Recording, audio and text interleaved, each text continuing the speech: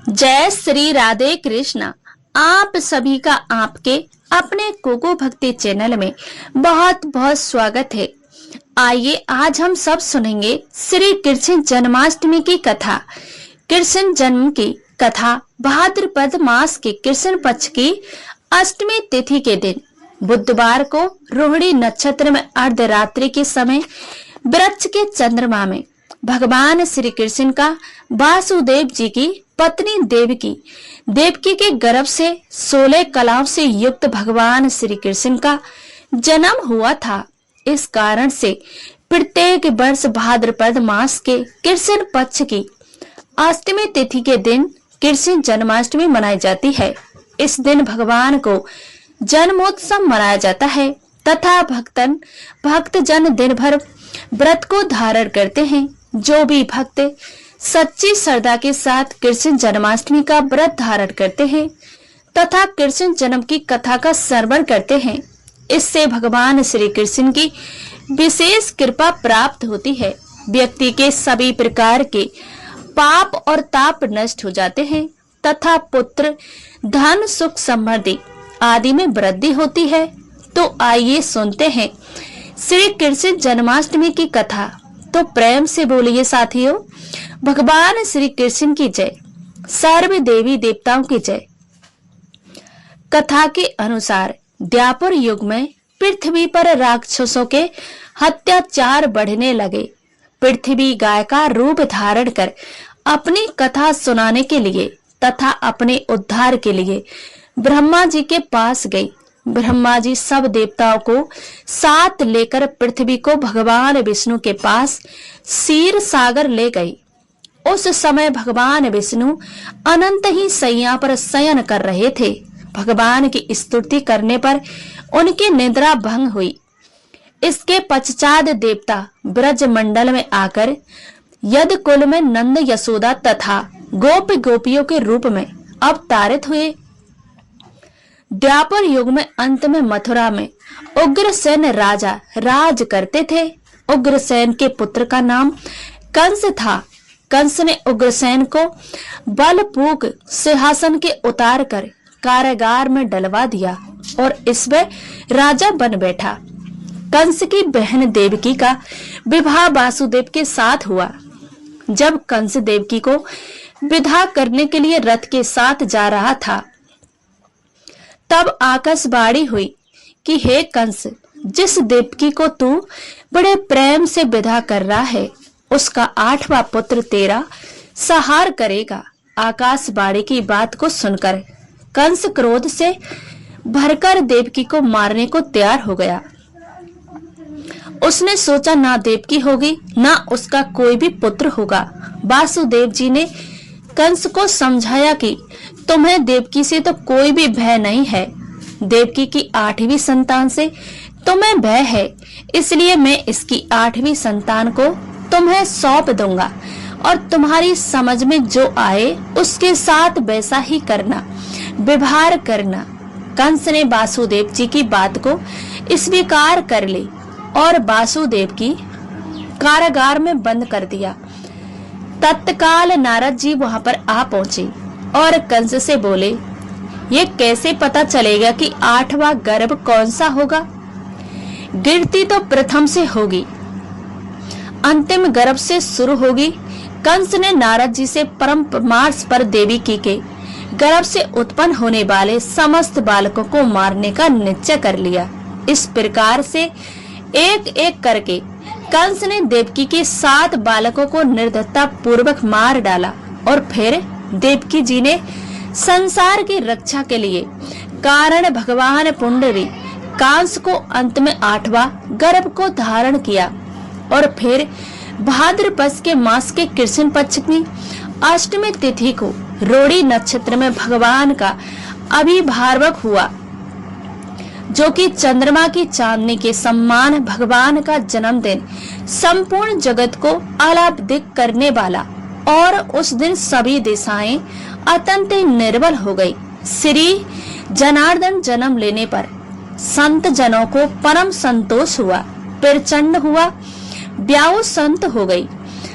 तथा नदियां अत्यंत स्वच्छ हो गई। समुद्रगण अपने घोष से मनोहर बाजे बजाने लगे, गंधर्वराज गान करने लगे और अप्सराएं नाचने लगी। श्री जनार्दन प्रकट होने पर आकाश गामी देवंग पृथ्वी पर पुष्प माला बरसाने लगे तथा शांत हुए। यथादिक फिर प्रचलित हो उठे।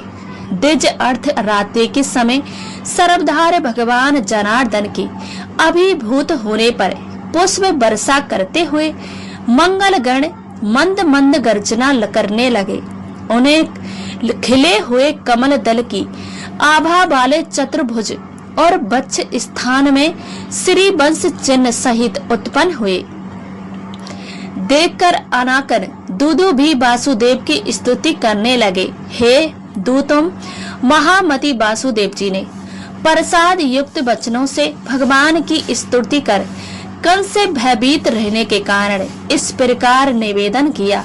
वासुदेव जी बोले कि हे देव देवेश्वर, यद्यपि आप साक्षात परमेश्वर प्रकट हुए हैं, यथापि हे देव मुझ पर कृपा करके अब अपने इस शंख चक्र का गदाधारी दिव्य रूप का उपहासाहार कीजिए।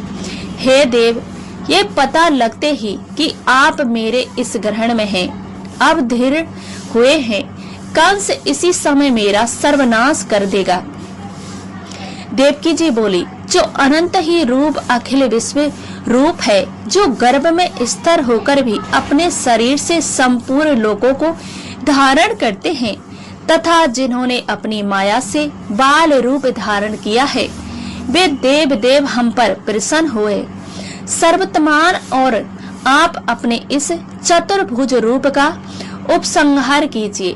भगवान, ये राक्षस के अंश से उत्पन्न कंस आपके इस अवतार का व्रतताप न जानने पावे। श्री कृष्ण भगवान की बोले कि हे देवी, पूर्व जन्म में तूने जो पुत्र की कामना मुझसे की थी, पुत्र रूप में उत्पन्न होने के लिए आज मैंने तेरे गर्भ से जन्म लिया है। इससे तेरी वह कामना पूर्ण हो गई। श्री पराशर जी कहते हैं, हे मुनि श्रेष्ठ, ऐसा कहकर भगवान मौन हो गए तथा वासुदेव जी भी उन्हें उस रात्रि में ही लेकर बाहर निकले। वासुदेव जी बाहर जाते समय कारागृह से रक्षक और मथुरा के द्वारपाल योग निद्रा के प्रभाव से अचेत हो गए। उस रात्रि के समय वर्षा होते और मेघों की जल राशियों को अपने फणों से रोककर श्री शेष जी वासुदेव जी के पीछे चले।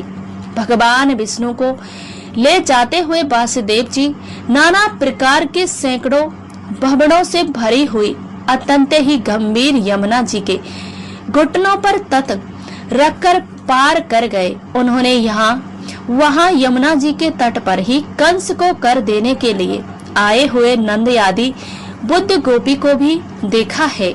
मैत्रेय, इसी समय योग निद्रा के प्रभाव से सब मनुष्यों को मोहित हो जाने पर मोहित हुए यशोदा ने भी एक कन्या को जन्म दिया।